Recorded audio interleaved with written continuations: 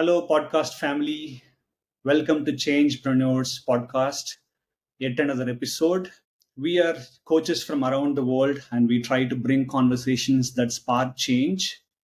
We bring entrepreneurs, change makers, successful businessmen, and sports icons to our show to share the stories of hope, optimism, positivity, and courage. Talking about sports icons, we are incredibly honored to have with us today Vishal Uppal, a former number one tennis player from India. Vishal is a true champion both on and off the tennis court.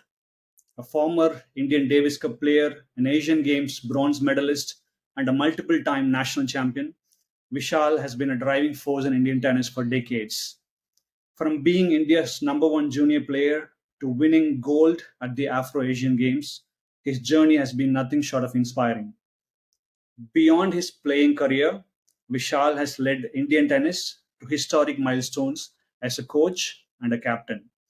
Under his leadership, the Indian women's team reached World Group playoffs in 2020 for the first time in our history at Billie Jean King Cup, a feat no other Indian captain has achieved. Vishal is the founder of the Tennis Project based out Gurugram, Haryana. He's a leader since his school days, a champion in college, and a mentor shaping the future of Indian tennis. Vishal's story is about passion, perseverance, and making an impact. Vishal, we are incredibly grateful and privileged to have you in our show. Welcome to our show. Thank you, Sathish. Thank you for having me here. Welcome, Vishal. Thank you, Rajesh. And with me, co hosting the show, Rajesh, a leadership and executive communication coach from Mumbai. Welcome, Rajesh. Well, lovely to have you. Thank you. We always begin our episodes with a quote. I'm not sure who said this, but I picked up from internet, and this is how it goes. Tennis uses the language of life: advantage, service, fault, break, love. The basic elements of tennis are those of everyday existence, because every match is a life in miniature. So, with this quote, Vishal, let me begin by asking you, what lessons tennis has taught you in your life so far? Well, Satish, I've always said, books will teach you about things in life, and tennis will teach you about life itself. So, just to take from the quote that you said, tennis has taught me everything that life has to offer. The values of determination, discipline, hard work. How to deal with success, how to deal with failure, how to deal with your expectations. So, my biggest teacher in life has been my tennis, and that has actually helped me in life on the tennis court and also off the tennis court, on how you deal with day to day things in life, the challenges that come up in life. So I think tennis has prepared me well for life. Thank you. So, Vishal, let's go back in memory lane in your childhood. How did you pick up a tennis racket? What was the inspiration behind it? Was there a role model that you see picking up a tennis racket and you followed? Well, I picked up tennis by accident. So my father was Delhi University captain in tennis and in squash, but he never once asked me to play tennis. And when he used to go play tennis at his club on the weekends, I used to go there and be a ball boy for him. And still, I didn't catch the fancy of tennis. I was too much into cricket at that time. And then when I was about 11 years old, in my school, modern school, Barakamba Road, there are 6 lovely tennis courts. And it was too hot to play cricket in the summer. So some of my friends decided, let's give tennis a shot. And I said, okay. And since I was the fastest kid in the school, in my year, it was my job as soon as the break bell rang to sprint out of the class and get to the tennis court and say, okay, this court is ours. So that is what I had to do. And we played on a couple of days, and my school coach saw me play, and he said, well, you're coming with me for a tournament 2 days later. And I said, I've just picked up my racket like 2 days back. I don't even know the rules of the game and stuff. He said, never mind, we'll teach you. So lo and behold, I stayed back in school for the next 2 days. I hit against the wall, and I went to play one of the biggest state level tournaments in Delhi. And to everyone's surprise, I got to the semifinals, and on the way, I beat Delhi number 2, Delhi number 7, and I got to the semifinals, and it was a big thing. And that kind of then generated a little bit of interest in me in tennis, and I started again. I was still dilly-dallying between tennis and cricket, but somewhere down the road, I really fell in love with tennis, and I said, well, let's give it a shot, and here I am. Yeah, I was just thinking, Vishal, that so many stories like yours begin very early in life and the school. But India's peculiar. You go through school, you go through college, and then this whole thing about, okay, sports में क्या है? Hmm. Like studies, you need a job. Sports doesn't pay. Uh, did you actually come across this kind of barrier to say, I'm going to take sports as my chosen path in life? Or were you balancing studies and sports very well? Yeah, that's a great question, and I think I'm fortunate to be blessed with some incredible human beings as my parents, and even my grandparents. My father's a lawyer, and my mother's a doctor. And growing up in the 80s, they gave me the freedom to pursue what I wanted to pursue, which was play tennis. I mean, that was unheard of. People used to make fun of them, like, "What is wrong with you? Your son should be becoming a lawyer or a doctor." And the only thing that they always said to them, which they've always told me also, that it's your life. You have to decide what you want to be. The only thing we expect from you is 100%. 90% is not going to cut it out. You give whatever you want to do, give it 100%. So my father actually used to even tell me that, in Hindi, that if you want to stand on the street and sell cholas, make the best goddamn cholas in the world, so that people, when they eat it, they're like, wow, what unbelievable cholas we've made, right? So in that sense, I was extremely blessed. My parents never pressurized me to study. uh, Even when I played matches and I lost matches, they never kind of got tough on me that, how do you lose, blah blah blah. So I think I was blessed in that way. However, my father did always say to me that, you know what, get a good education on the side, just in case tennis is plan A, and just in case tennis doesn't work out, you should have plan B, because in the sporting world, you could be having a great career and one injury could end it all for you, right? Right. So hence I went to Sriram College of Commerce. I did a BCom honors degree, so just to make sure I have a base if need be. And when I graduated from college, there used to be a rule that if you didn't get a second division, you could not give an MBA. You could not join an MBA college. So I had to get a second division, which was very tough back in the early 90s. To get a second division was tough. So yeah, so I did that stuff, and since I was a kid, my only ambition in life was to play for India, to win something for India, and that was my driving force behind everything I did. And luckily for me, my parents were the wind beneath my wings. They never really tried to clip my wings. They never really tried to bog me down. Okay, now start studying, blah blah blah. They always just told me, it's your life, whatever you want to do, we only want you to give it 100%. And that's the message I've grown up with my entire life. Wow, it's a Wow. fantastic supporting environment to be blessed with. Yes, absolutely. I'm truly blessed. Inspiring, Vishal. Vishal, you were the junior number one in under 16 and under 18. Uh, what were some of the factors that shaped your early success in tennis? Well, I mean, I was a very hardworking kid. I mean, my mom literally had to beg me to get off the playing field, because I was just totally and absolutely madly in love with playing sport. So I used to work very hard till I was about 15 years old. I wasn't anybody on the national scene. I was doing well in Delhi, but on the national scene, I was a nobody. And then I think in that summer vacation, I just picked on crazy height. From being a kid who was 5'4", I went to being a kid who was 5'10", 5'11".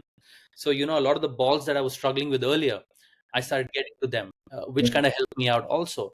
Mhm. But yeah, luckily for me, I never had any doubts in my mind in what I wanted to do. I wanted to play tennis for India. That was my ambition growing up, right? I had no dreams of winning Wimbledon on day one or anything of that sort. My dream was, I want to play for India. I want to win for India. And perhaps that's because my grandfather's an army man, and that sense of national pride came from him. Um, And yeah, so I just kept working hard, It's not that I didn't lose matches. I lost a lot of matches, but I never beat up on myself. I mean, just to share an interesting story with you guys, when I was 14 years old, one day I came back from a tournament, and we were sitting at dinner at home, and I asked my family that, when I lose a match, you guys not get pissed off, you not get angry. And I asked that question because I used to see a lot of my friends getting beaten up by their parents. Somebody's getting slapped, somebody's getting yelled at, all that stuff I would see, and I'd be like, uh, you know don't you guys get angry? And I distinctly remember everyone looking at each other, and then my dad telling me, Vishal, are you giving it your best? I said, yes. He says, are you happy with what you're doing? I said, yes. Okay, keep working hard. I said, my God, what weird people. I'm seeing all those friends of mine getting beaten up, and these guys are saying, never mind, keep at it. So, I mean, and then when I eventually retired and I got into coaching, one day I came back home really, irritated with parents. And I asked my family again, I'm like, okay, can you tell me now, what's the story? Why did you guys never get angry or mad at me? Because I'm seeing all this stuff happening. Again, they looked at each other, smiled, and then, my dad said to me, he said, Vishal, look, you're our son. We love you very much. We know the day you've lost, you're anyways feeling bad. If we start beating up on you, you'll go underground. Our job is not to send you underground. Our job as parents is to be the wind beneath your wings, right? But you have to take the leap of faith. If you take the leap of faith, we will be the wind beneath your wings.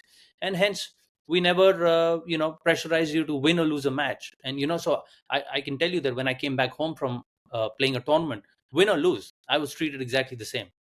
I was given love, I was given support, I was given encouragement, and that's all they did. And interestingly enough, my father, he's a very, very avid tennis player. He still plays tennis 2 hours every morning. He never one day tried to teach me tennis. He never tried to be my coach. He always said, you got to figure it out with your coaches, you keep working hard, good things will happen. And that's the kind of messaging I grew up with my entire life. And that's one of the reasons why I perhaps later on in life realized that when I used to play a match, why my hand never used to shake, because there was no there were no burdens of expectations from the outside. Whatever burdens I might have been my own, but nothing external that was weighing me down, because my family was just the wind beneath my wings. So I think that was a big learning for me on how you need to treat human beings, and now how I try and treat my players. Satish and Vishal, I'm thinking this should be a must hear and watch for parents. Yeah. There's so much about parenting and the influence of You're kind of. absolutely right, Rajesh. You're absolutely right, because uh, sports is extremely mental. People don't realize that. People always associate hard work with physical hard work, but the real hard work is mental. And mentally, if you're not in a good, healthy environment, if you're not in a calm environment, if there's too much irritation, agitation, angst, anxiety, then you take that onto the sporting field. And when you're on the sporting field, you need to have an extremely calm head so that you can make good, smart, sensible decisions, because playing sport is about decision making. And you have to be alert in the moment and make the right decisions. And you cannot do that if you're if you're in a mental funk, or if you're not calm mentally. So I think the home environment has a big say in how successful you are, not just on a sporting field, just in life in general. So I think that's very important. Absolutely. Wow. Very interesting. Thank you, Vishal, for sharing that.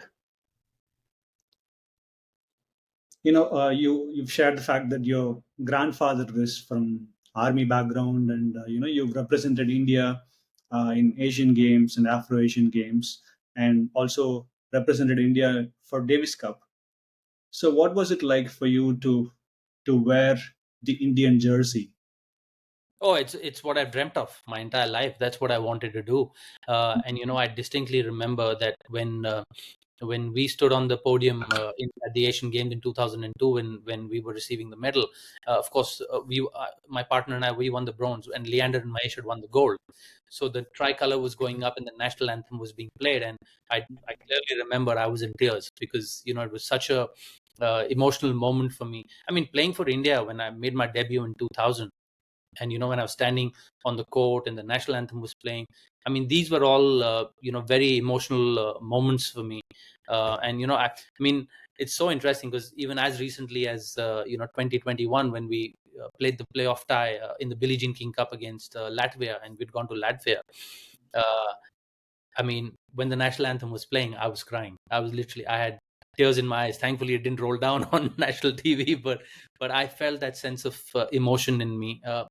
So yeah, I'm someone who's deeply passionate about representing India and playing for India, and yeah, I'm fortunate enough that I could fulfill that dream of mine um, and make it a reality. Vishal, I'm just thinking you spoke about cricket versus tennis, and we all talk about cricket as religion in India, right? Uh, and then there's so many role models because there's such a big history behind it. Tennis as a game probably took some time to establish itself in the country. How important was it for you to have people like Leah Ramesh Ramanathan, and other greats, far and few in between, but how important were those people who had kind of made a mark abroad? Oh, extremely important. You always want to have role models to look up to. I remember in 1991, that's the first time I became a ball boy for a Davis Cup tie. It was in New Delhi. India was playing South Korea, and Ramesh Krishnan and Leander Paes were playing for India, and I was a ball boy then. And 9 years down the road, on the very same court, I made my Davis Cup debut when Ramesh Krishnan against South Korea, and Ramesh Krishnan was our team captain, and Leander Paes and I played doubles together. So as a kid in 1991, I felt very inspired. I wanted to do this. I wanted to be a part of this. So I think having role models is extremely important in life, but then you also have to choose your role models very carefully.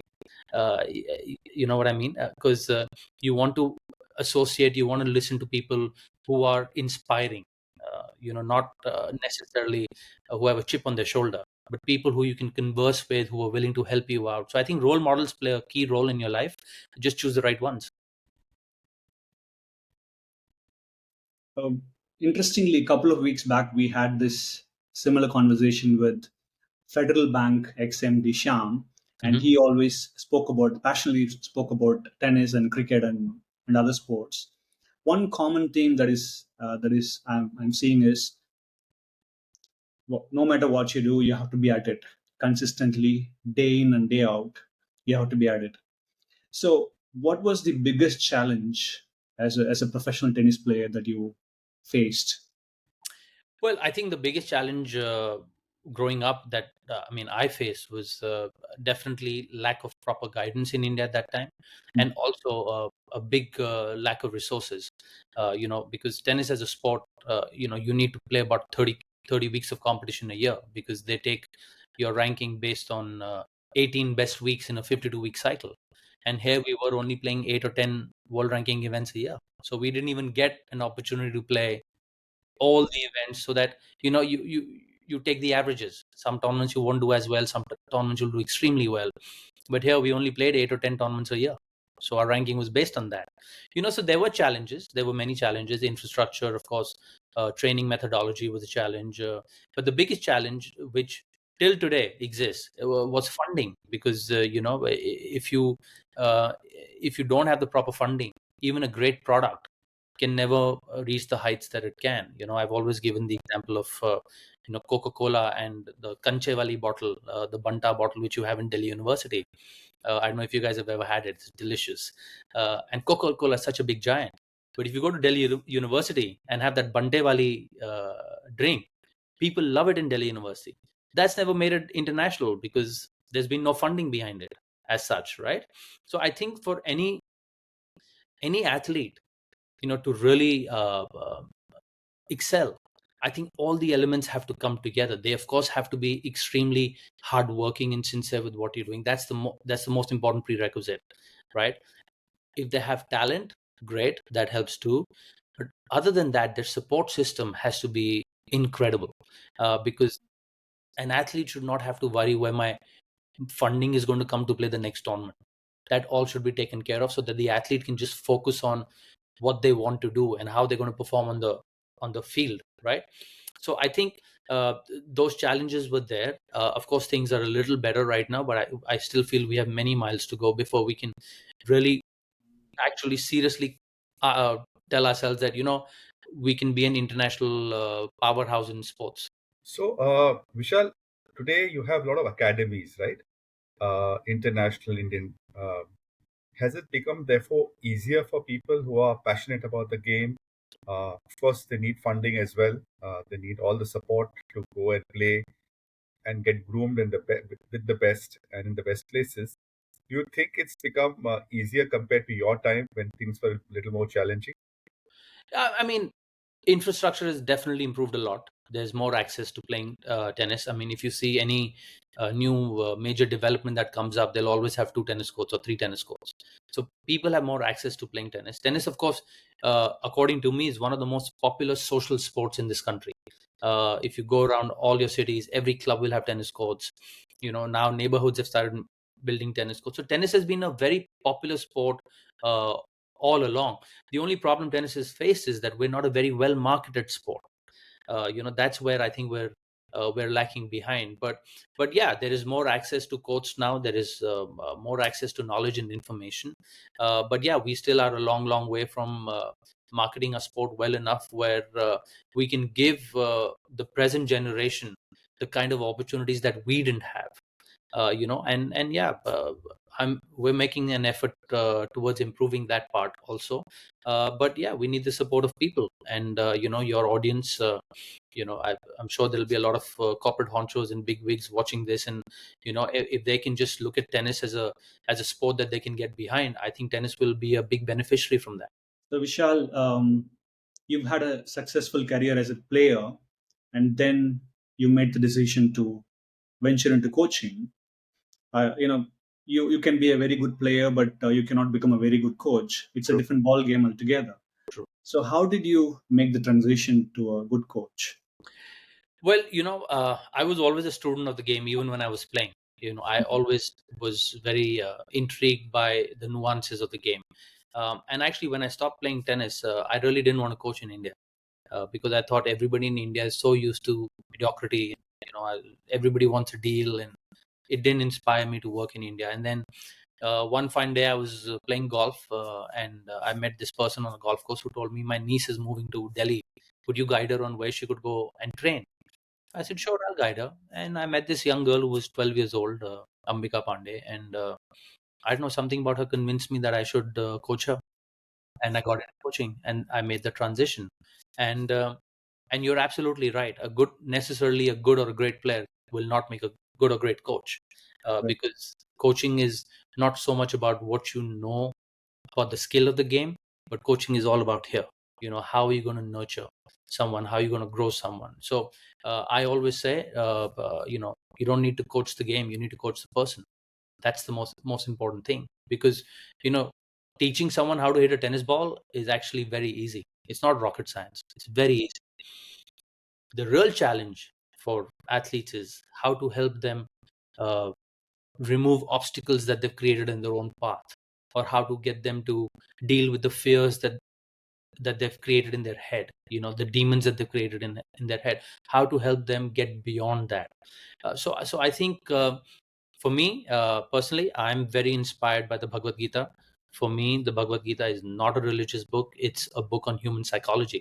And if you can understand the Bhagavad Gita and you can understand what is being said, and you can try and incorporate those teachings in your day-to-day life, I think you are able to deal with stressful situations a lot better. And when you're playing competition, there will be stress. So uh, just the ability to deal with that stress will help you make smarter decisions. When you make smarter decisions, better results are more likely to happen than when you're making rash decisions.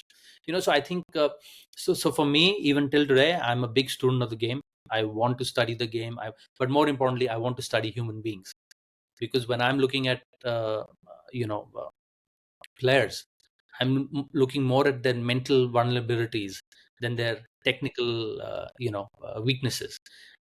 Because I want to know, okay, if this person is weak, then when the pressure comes, that stroke of his will break down. Somebody's serve will break down, somebody's backhand will break down, somebody's forehand will break down, and that's when you need to attack those sides. So for me, studying a human being is where the real challenge is. And because tennis per se as a game is not a tough game. It's a simple game. There are lines, you got to hit the ball in the lines. There's a net, 3 feet high net, you got to hit the ball over the net and make Right. sure the ball drops into the court, right? Now, why can people play so freely in practice and then in matches suddenly their hands are shaking, they can't serve? It's got to do with this. So for me, the real growth is here, and not so much in your forehands and backhands. That is a byproduct of the growth that comes from here. There's so much that you hear about the noise, the inside game and the noise that happens in. We were talking about this today afternoon, Satish and me, about this whole thing of Nadal, and there's this whole thing of his elaborate ritual that he follows. The way he tucks with adjusts his Yeah. airband, and he just arranges all the bottles. And I was reading this book called Chatter, and which spoke about the fact that the thinking behind that is that he wants his outer environment in control, so that helps him control his inner noise. So that is a way of actually settling himself down inside. Uh, I don't know. Would you have an insight on that? Yeah, I mean, absolutely right. That in our terminology, we call it being process oriented. You have to follow your processes, because your processes help you stay in rhythm. And when you're focused on doing what you're doing, so as soon as the point is over, now you have to start preparing for the next point, and that's your process. And the more you are focused on your process, the less your mind will wander, the less your mind will go towards, oh, am I going to win, am I going to lose? Because the minute your mind wanders there to the result, you are going to get nervous, your hands are going to shake, you are then not going to make smart decisions. Hence, Nadal, you're right, absolutely. And it's a great example to take of Nadal's, because people are like, Ray, why does he keep that bottle like that only? Why is he doing this? Can he not wear underwear that doesn't get stuck up his butt crack? I'm sure there are better underwears. But people don't realize that's a part of his process. Process. He is so committed to his process that process is what blanks out the noise for him and helps him concentrate, because good execution can only come through good concentration.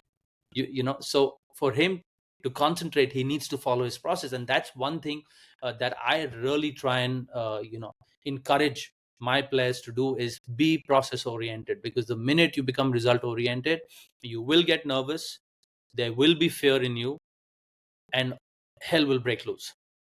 So and that's one of the great things about Nadal. I mean, totally committed to his process, nothing deters him, and that's the reason why he's the great champion that he is. Yeah. Talking about Nadal, we have to talk about Federer also a little bit here, as we all are Federer fans in the house. Yeah. So I was just listening to this commencement speech that he has given recently at the Dartmouth College, and one of the points that he said is, if the point is over, it's over. I mean, you move on, you go to the next point. At times, you find your players, you're up in a set, 5-3, 40-love serving, and you end up, breaking that game, and you end up losing the set and the whole match. Before you blink your eye, the whole match is gone. So you have kids coming to you, after a very tough match, they're breaking down, they're crying, and they're coming to you. What would you say to these kids? Okay, so first and foremost, after a match, whether a kid loses or wins, I don't talk to them. I don't talk to them for a few hours till they haven't settled down emotionally. Because if you've won a match, you're euphoric. If you lost the match, you're crying and sulking. No matter Right. what I say at that point in time is going to fall on deaf ears, because emotionally you're not in a calm space.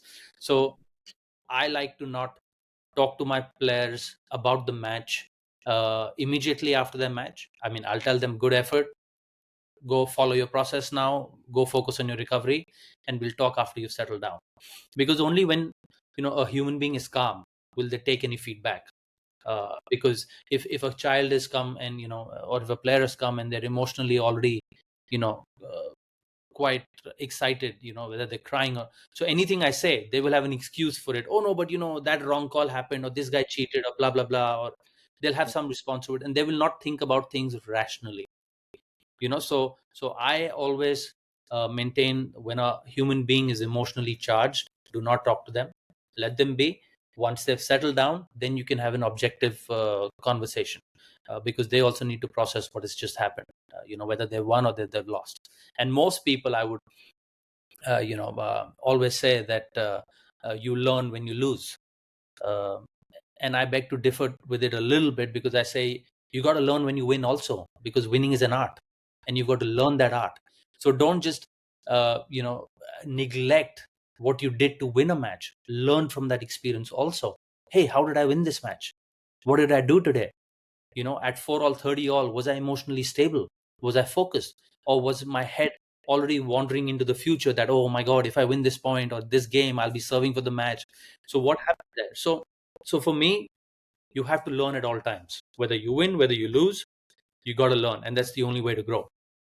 I was just thinking about the comment you made about Bhagavad Gita, about that being a very valuable resource for all of us. I think even in any kind of coaching that we do, corporate leadership, any kind of coaching that is done, I think that is really uh, something that we draw a lot of lessons from.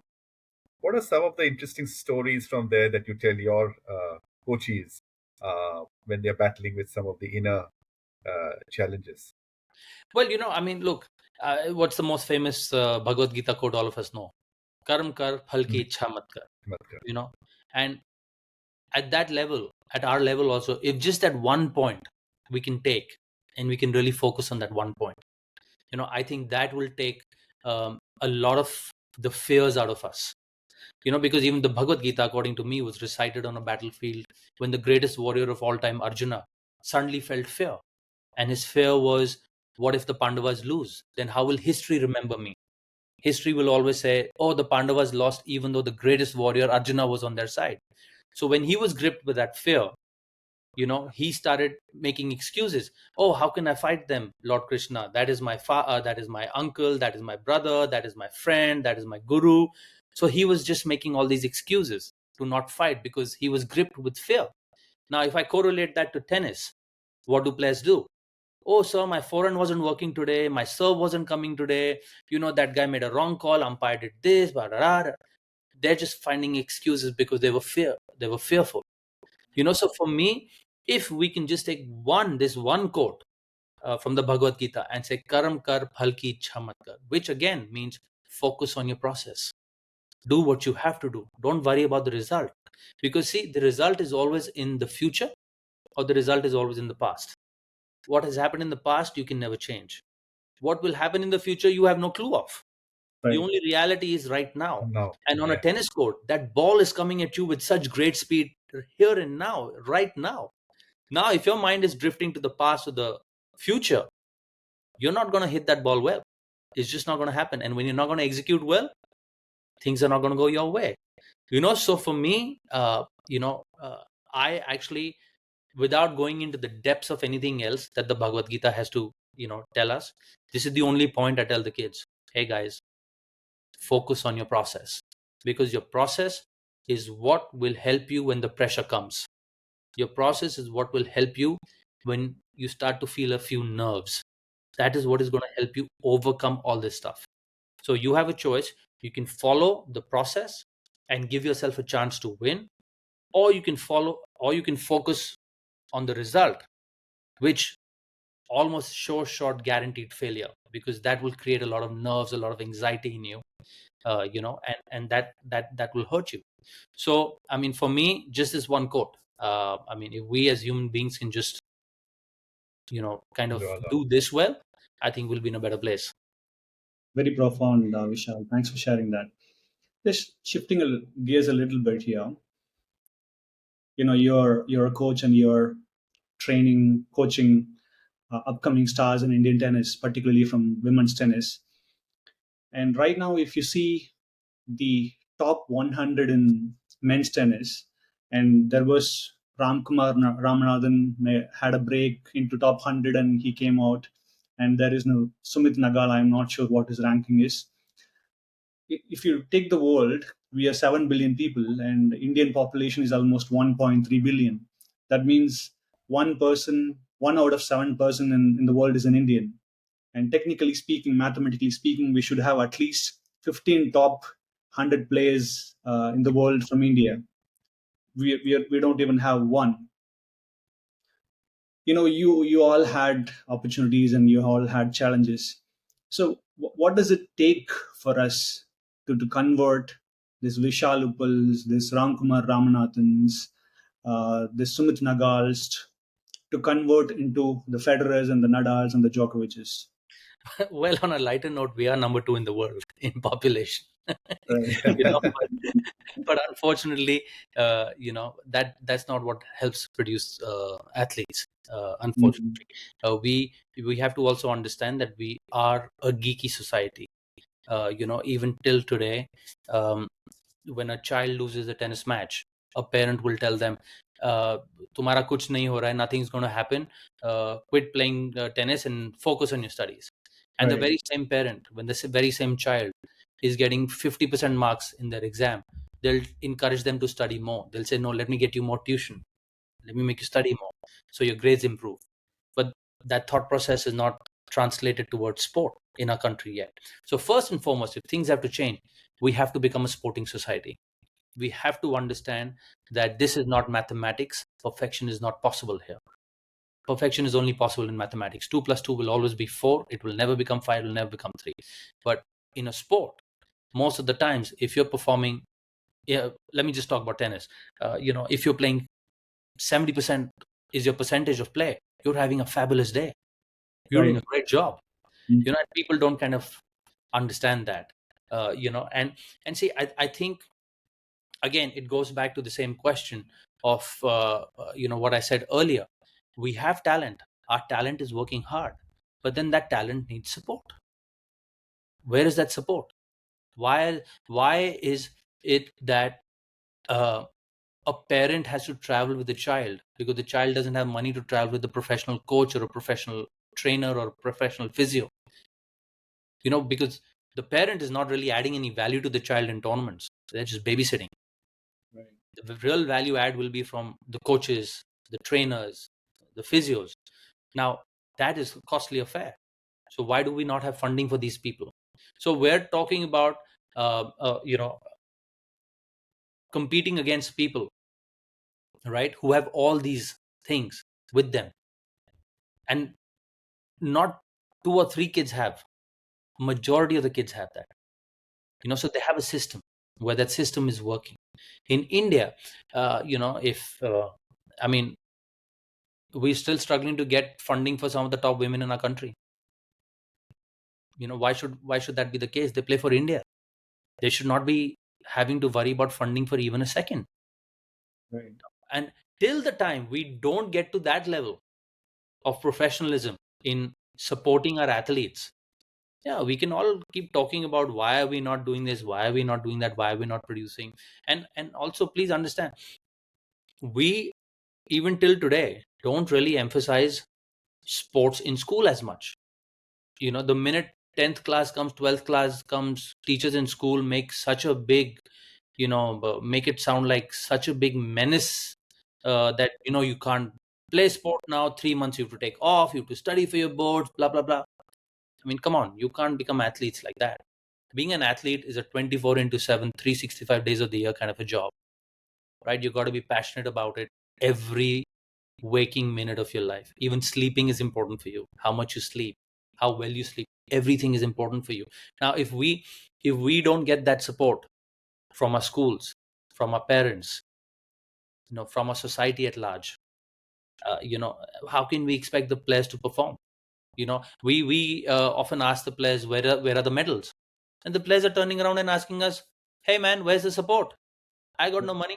I go play against this American guy. He's got his coach there. He's got his trainer there. What have I got? Nobody? Or maybe my dad's come with me or my mom's come with me." So I mean, we have to get professional about a lot more things and not just keep questioning the athletes. Of course, like I said earlier, the biggest chunk of this puzzle is the athlete has to be totally driven and totally, how should I say, besotted by what they're doing. They have to be truly, madly, deeply in love with pursuing professional sport. Then they have to work hard, like a laborer. A laborer knows that if I don't work hard today, I'm gonna have to sleep on an empty stomach. You've got to have that kind of a burning desire in your stomach that I got to work hard. If I want to chase my dreams, I got to work hard. You got to have that. But once an athlete has that, they need the right support. And if they don't get the right support, many a dream fall by the wayside. To answer your question, it's very simple. Athletes are working, they're trying hard. Now, let me give you an example. There's a lady from Tunisia called Ange Jabeur, who was Yeah. world number 1 or 2, I think, last year or 2 years back. Right. Tunisia, women's tennis, really? Who's heard of that? But for the last 8 years, Tunisia has been hosting 45 international tournaments in their country. And nobody sees that. How many do we do in India? 10? And you want us to have champions? It doesn't work like that. You've got to give. So what we have to do, we have to make sure we're doing at least 25 tournaments a year, international tournaments a year, for men and for women. Give our athletes opportunities to perform. Let them get into the world rankings. Right now, we send our athletes to Europe to play a tournament. The father has broken an FD to send their child. The child is already shaking, saying, "Boss, my father has spent his hard-earned, saved money. If I don't perform well, what will happen?" They're already under so much pressure. So you want that athlete to perform? Won't happen. Secondly, we're going to send them to Europe, play on European clay, something we're not used to playing. We're telling them go play in the cold, something we're not used to playing. So the odds are stacked against us anyways. So why not make them play in India? Let's do tournaments in India, play on home conditions. See how let that work in our favor. Let's play in 40 degrees centigrade. Let's play something that we're used to. Let's play in our conditions, something that we're used to. So, all these things have to be thought of very strategically and put together so that we can give our players a fighting chance. A lot of the times our players are going abroad and they're only trying to qualify for tournaments. If we've got a robust, tournament schedule in India, by the time our players are ready to go abroad, they're going to have a decent ranking where they're getting into the main draws already. They don't have to go through the grind of playing 3 matches to qualify for the main draw and then try and win a 4th match in the main draw to earn a world ranking point. You can just go fresh into a tournament and you can go bam, straight. I'm ready to go. So there are a lot of factors that have to be taken into consideration.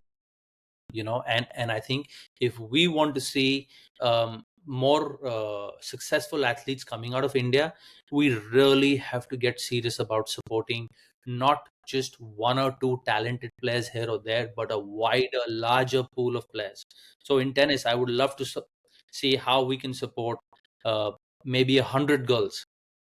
And out of those 100 girls, even if one girl makes a breakthrough, that will lift the sport automatically. The problem we've had traditionally is we've always supported 1 or 2 players. And there's so much pressure on them to perform then. And when they don't perform, everybody's like, "Oh, look, we supported him or her and nothing happened." But that's, you got to play the odds. Support the sport. Don't support the individual. Support the sport and let the individuals rise through that. So that's the kind of system we need to create, in my opinion. Of course, you have to have a good balance of supporting those who are excelling, but you also have to have a support system where a wider, larger pool is getting opportunities to excel. If you don't have opportunities to excel, nothing will happen. Almost like a systemic challenge. It's not just one piece. I think Yes. there's so many moving pieces there. And the good thing, at least, Vishal, is that maybe in the last 10, 15 years, you have focus on other sports apart from cricket. Earlier, it was only be one sport. Today, you have games like Kabaddi, for instance, through some of the leagues that are coming up. So at least we are recognizing that there are other sports where we can make a mark. But I think there's far more that needs to be done to really give it that kind of momentum. Yes, you're absolutely right. The needle has moved a little, I mean, earlier cricket was 99% of the ball game. Now it's 98% of the ball game.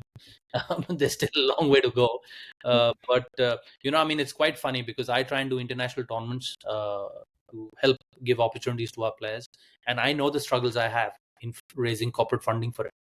A corporate, I'm sorry to say, will go out and spend 50 lakhs or a crore of rupees on a 3-day cricket tournament just for local or their company or whatever. But you go ask them for a 10 lakh rupee sponsorship and suddenly they have no budgets. Companies, if you see companies, 1,000 crores profit after tax, 2,000 crores profit after tax, 3,000 crores profit after tax, and you go ask them for a sponsorship of 10 lakh of rupees and they have no budgets.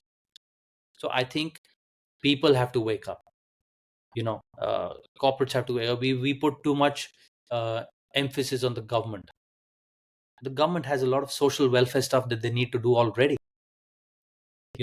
Sports cannot be about social welfare alone. Sports has to be about something much greater. If you're looking for glory, then you need to wake up. You need to say, okay, listen, I'm going to support this sport to the hilt.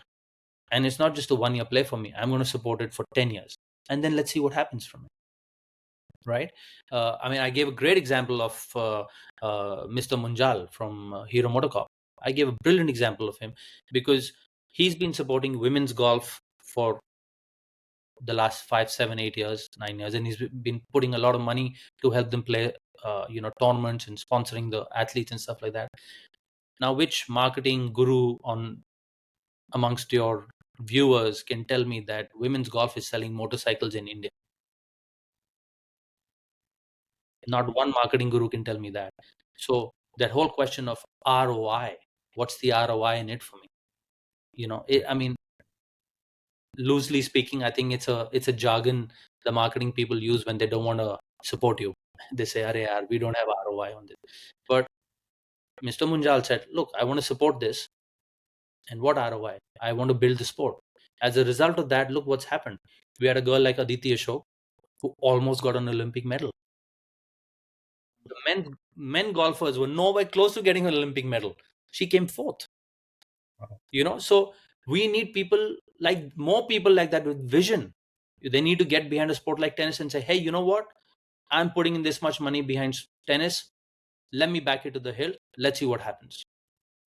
So this whole question of, ROI, and I mean, people have to wake up. I mean, there's so much money in this country when they want to spend money. You look at the IPL sponsorship numbers. I mean, it's ridiculous. I mean, I don't even know how many zeros exist in those deals.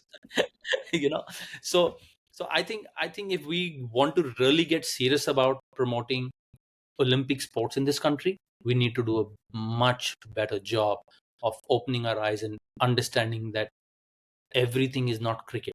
Cricket is a sport which is played by 8 countries, and sadly 4 of them don't even know how to play that well these days. We're going to have Olympics, cricket in Olympics, I think in 2028, if I'm not mistaken. And how many countries are playing in that? I think 6. That's not an Olympic sport. Olympic sport, tennis is played by 200 countries. Right. Look at the talent pool a tennis player has to go against. And tennis as a sport, mind you, tennis as a sport is a complete sport. It's the toughest sport in the world. And the reason I say that is because you have to be technically very sound, fundamentally very, very sound, right? You have to be tactically extremely smart. Physically, you have to be tough, very, very tough. And mentally, you've got to be a beast because it's just you, no one else. In cricket, if Rohit Sharma gets out, he knows, okay, man, I got Virat Kohli to come behind me. He can make a score. He can save the score. At the end of the day, India wins. And individual performances, they can get away with it. But in a sport like tennis, when you're on the court, it's you. So you mess up, you pay the price. So for me, because of that, tennis is the toughest sport in the world. Now, we want our athletes to succeed in the toughest sport of the world, or, okay, one of the toughest sports in the world, without giving them any backing. I don't know how that works. Lots to ponder over, lots to think about. I think Vishal has really opened up a lot of issues that I'm sure need a lot of discussion and debate. But I think Satish has got some fun stuff lined up. Yeah. Shift gears from here. I just have one question, Vishal, Yes. before Satish takes over. Uh, you are a coach now, and you passing on a lot of your wisdom and insights that you've gained over all these years. What has been the best advice that you've got from people who coached you? How did coaching change your life? If I were to ask you that, I mean, what's the best advice I got when I was a player? and from your coach, let's say you were being coached by many people. I'm sure you had your series Yeah. of coaches. Yeah. So, one of the interesting things was when I made my Davis Cup debut in the year 2000, I played the match of my life. We were in a must-win match against South Korea, and I truly played the match of my life. And I was on every newspaper, big articles, TV channel, blah, blah, blah. So I wrote this email to my coach, saying that, hey, you know what, overnight I've become a celebrity. Everybody, blah, blah, blah is talking about me. And I'm excited that my coach is going to send a reply to me. And when I saw the reply on email the next day, the reply said, your shit still stinks the same. And I looked at it and I'm like, huh, what? And then I realized, okay, I know what he's saying. So the next day he sent me a longer email saying, hey man, you worked really hard to get up to this stage, but you got many miles to go. So you've enjoyed the moment. Now let that moment go and get back to working hard. Get back to focusing on your process. Get back to the drawing board. So that I think really stuck with me, to say that this is a journey. I mean, winning a match or doing well for my country on one occasion was not my destination. It was to do it over and over again. So I need to let go of that, euphoric moment, and get back to the drawing board and work hard, right? So that's an advice that I got, and that's an advice which I now give, because I think there is a lot of value in that, on how you can just get down to basics as soon as something. So you don't want to hold on to your euphoria for too long, but neither do you want to hold on to your disappointment. They're two sides of the same coin. Yeah. So you need to let go of that, and you need to get back to doing what you have to do. Process. The mantra for success is process. Because if you can really focus on your process, you know what? Things just kind of start falling into place. For some, it happens a little faster. For some, it takes a little longer. But at the end of the day, that's what helps you deal with the stressful part of life. Thank you, thank you for that. Just a follow-up question there, Vishal. Yeah. You spoke about process. As a young player, how does one get his or her process right? What are, if you can really break it down for a young player, I'm sure these inputs will be taken by lots of players. Yeah. So for me, as soon as the point gets over, there are 4 stages basically that you can focus on. The Mhm. first stage is you let go of whatever has happened in that point. Whether you've hit a winner, whether you made an error, you let go and you turn your back to the net. So you let go of it, right? The next point is where you've got to recover. So you can probably walk up to your towel, you can towel yourself off, just breathe, exhale, right? Then you turn around and you focus on your preparation, which is whether you're just bouncing on your feet for a little bit, just getting the blood circulation going. And the fourth is the ritual, the same thing you do over and over again, whether you're serving or whether you're receiving, because then that part becomes a part of your process. So these 4 elements put together, are part of your process. Now in tennis, you get 20 seconds to do this in between points. Right. So you got to do it in 20 seconds, right? When you go to the changeover, you have a process. You towel yourself off, you take a sip of water, you take a sip of your sports drink, you have a small bite of a banana. Whatever your process is, you got to follow your process, right? So for kids, like, some players like to bounce the ball 4 times before they serve. Some like to bounce it 6 times. Some bounce it 2 times. Just depends on you, what your flow, what your rhythm becomes. But you got to do it over and over again, because success demands consistency. You cannot be successful if you're not consistent. You cannot find success by doing things occasionally. You've got to do them consistently. You can't go practice 2 days a week and think I'm going to become a tennis player. It's not going to happen. You got to work hard day in and day out. Even your day off, you got to be mindful about what you're doing. You got to, because that is your recovery day. It may be your day off, but it's still your recovery day. So what you're eating, what you're drinking, how much you're sleeping, are you getting a recovery massage? Everything matters. So for me, I think whatever process you can find which helps you stay in rhythm, that has to be your process. I've just given you a brief example of what I try and follow, used to follow, or what I'm asking my players to follow. But every player can find their own rhythm and stick to that. And coming to the preparation for big games, suppose you you have a young player going and meeting the number one in India, and do you also recommend players to break down your opponent's game, like his forehand is very good, his backhand is weak, and his serve is great, volley is not that great? So do you also get into the details of the opponents and attack the weakest side of the opponents? Do you also get into such sort of preparations before a match? So see, Satish, 99% of the players, okay, the Mhm. minute they say this is a big match, Okay. they've already lost it because the Mhm. pressure has become too much. Right. Now they've created a monster in their head. Oh my God, this is such a big match, right? Now, when you think like that, you've already created fear in you. So you've got to approach every match the same way. It's a match. The size of the court is the same. The height of the net is the same. Same Everything is balls. the same.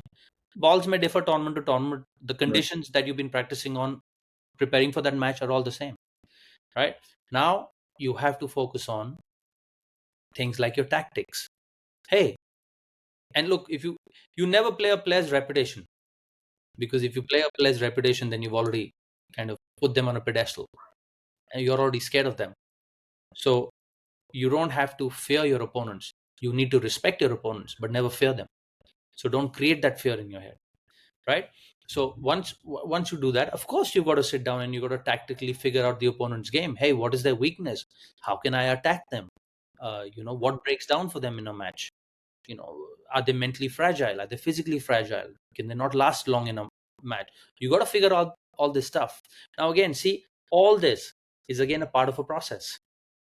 You're not thinking about the result. You're thinking about how to do something, which is the process, right? So if you continue to think about, oh my God, this is such a big match, yeah, you're going to become nervous. You are going to be nervous. Why do people double fault at 4 all 30 all, and they don't double fault at 3 love 40 love? Right. Because suddenly, oh my God, it's 4 all 30 all. What if I lose this point? Yeah. And Then they've gone, break point.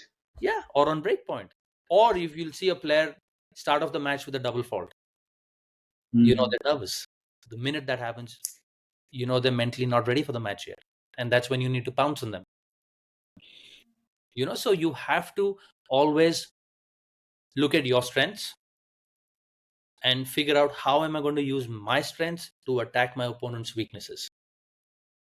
Now, if I look at myself and say, oh my God, I'm only 300 in the country and that boy is 30 in the country, I've already lost that match, because I'm not playing the ball. I'm playing his reputation, his ranking. But in order for me to succeed, I need to play the ball. I need to hit the ball to the best of my abilities. And how am I going to do that if I've already, made somebody sit on a pedestal? Well said. Thank you. These inputs will definitely, certainly, will help lots of listeners and in tennis community who are listening. Will certainly help them. Thanks, Vishal. So let's get things little interesting here. We have something called as a quick fire round, Oh that boy. where, yeah, where your answer will be restricted to just one word or one Okay. sentence. Okay. All right, here we go. The toughest opponent you have ever faced? In singles or doubles? Singles. I'd say Paradon Srichapan from Thailand. Okay. Paradon is former world number 9. Okay. Most memorable win of your career? 2000 Davis Cup, my debut tie, where Leander and I beat Hyung Tak Lee and Jung Yong Il 6-7, 6-4, 6-4, 7-6 for a must-win match for India. Wow. I know you are a Federer fan. If you were given an opportunity to team up with Federer for a doubles match, who would you like to have your opponents? Ooh, interesting. If it's doubles, yeah, maybe Leander and Mahesh. Wow. Best forehand ever? That I've hit? No. The Oh, play. in the game? I'd say it's a toss-up between Federer's and Nadal's. Best single-handed backhand ever? Federer. Best backhand slice? Stefan Edberg. Best backhand overall? Two-handed backhand, I'd say Djokovic. One-hand backhand, I'd say Federer. Best volley game? Leander Paes, but never copy him because his fundamentals are so unbelievable that he can do whatever he wants to do with the ball at the net. And people don't realize how good his fundamentals are for him to be able to do what he did at the net. Best book you have ever read? Best book I have ever read, Sannyas in the City, co-authored by my wife. Because it's the urban dweller's guide to inner freedom. So in the life that we're living today, with the stresses we're feeling, how can we keep our sanity? So I think it's one of the better books I've read. I'm not saying this because she's my wife, but because it's genuinely the case.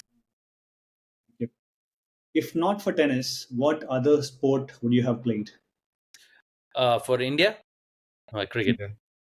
Your favorite pump up song before a match? Sultans of Swing by Dire Straits or Eye of the Tiger. One loss you have never regretted? I've regretted or never regretted? Never regretted. Loss I've never regretted. I've never really regretted any losses. I mean, I've just, I've regretted missing an overhead in a match, but but never regretted a match that I've lost. I mean, winning and losing is part and parcel of the game. You're gonna win some, you're gonna lose some. So I wouldn't say regrets. Yeah, I felt bad sometimes when I've lost certain matches, but yeah, I wouldn't use the word regret. Okay. One interesting question. 2019, Djokovic versus Federer, 2 sets all. Federer 8-7, 40-30 serving. Djokovic hits a forehand pass and he misses the championship point. Can you describe what was the feeling? I'm sure you must have watched that match live. For Federer or for Djokovic? For either of us, either of them. Okay. So I think, in my opinion, I think that return did rattle Federer a little bit. And I think he kind of was shaken up by that. I mean, would you believe the greatest player of all time, the mighty Roger Federer? He's human too. So the reason why I love Federer is because you can see his human side, right? And I think when Djokovic did hit that return, I think there was a burst of energy in him, and the burst of self-belief in him that he can fight back from this position. So I think it was a combination of maybe Federer getting a bit rattled and Djokovic just believing in himself a lot more after that return. Thank you, Vishal. We can go on and on about tennis because I'm a big fan of tennis. I play tennis at a city club level, and it's been an honor hosting you on our Changepreneurs podcast. And if you're listening and watching, I request you to please subscribe to our channel and rate us on Spotify, and please leave a review on Apple Podcast. I'm sure the stories of heroes like Vishal Uppal has to be listened by many people in India and abroad.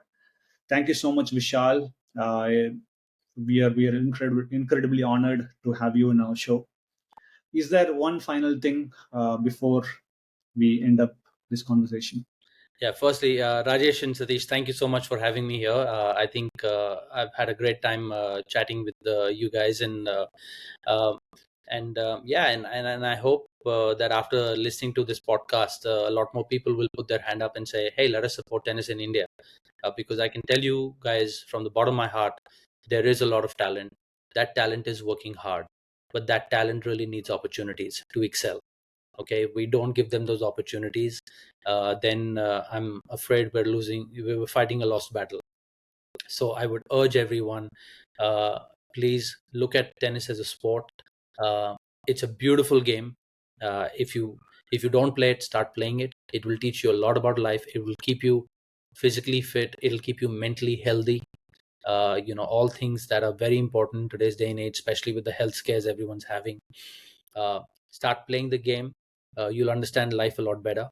And yeah, and support Indian tennis. I think there's a lot of ground to be made there. And thank you for having me on your podcast. And through me, your viewers will get the message of Indian tennis, and you know and what can be done to support them. And I truly feel after this, a lot of people will reach out and say, hey, you know what, let's have a conversation about how we can support Indian tennis and our players, and actually make some dreams come true. Amazing. No, thanks a lot, Vishal. I think there's so much to take away from this conversation. There's so many beautiful stories, insights, almost the inside view of how things work. You spoke a lot about the mental aspect of the game, and this for any young person who's as passionate about the game as you are, or even someone who's just watching, and even parents, like I said, there's so much to take away from this conversation. So thank you so much for sparing this time to talk to us. Thank you so much. Appreciate it. Thank you. Thank you. Vishal, appreciate it.